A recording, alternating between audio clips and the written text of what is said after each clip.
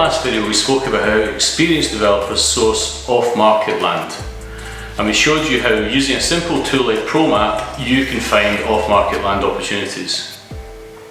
I also demonstrated how it's possible to pay above the market value for land in its current use and yet still pay way below the market value for the land if it's valued as if it did have planning consent.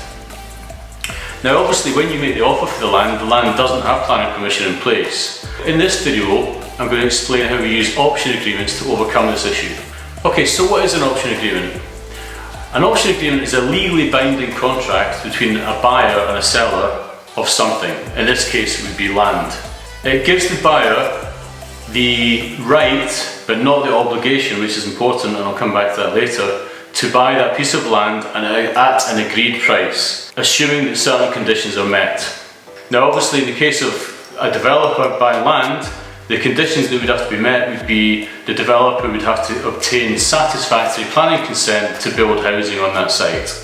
Okay, so for an option agreement to become legally binding, money has to change hands between the buyer and the seller, and typically when an option agreement is exchanged or becomes legally binding, £1 passes from the buyer to the seller. Now this is incredibly powerful because it gives you massive leverage, and it means that you can control massively valuable land for next to nothing. So an example of that would be if you believed that a plot of land was worth £1 million, once you got planning consent for 6 houses on it, you could exchange on an option agreement for £1 at an agreed price of £1 million. So when you exchange on that option, you pay £1 over to the seller's solicitor, and that becomes a legally binding contract. In the last video I mentioned risk, and option agreements are a great way of reducing or limiting a developer's risk. So if you buy a piece of land that hasn't got planning consent, you would always do it via an option agreement, because what this does is it gives you control of that land without actually buying it, without actually parting with any cash, other than the £1 that you have to give over when you exchange on the contract. So once you've exchanged on the option agreement, that then gives you a period of time, which is typically 2 years, to then go off and gain a satisfactory planning consent to make the land worth more than what you've actually paid for it. But the great thing is that if you are unsuccessful and you don't manage to get planning consent, you're not legally bound to buy that land, so you can just walk away from the agreement.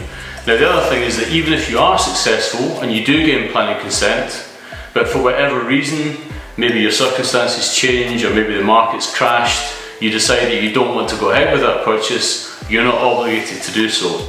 However, the great thing is, from a developer's point of view, is that once the seller signs the option agreement, as long as you satisfy the terms of that option, i.e. you gain satisfactory planning consent, the seller has to sell to you at the agreed price.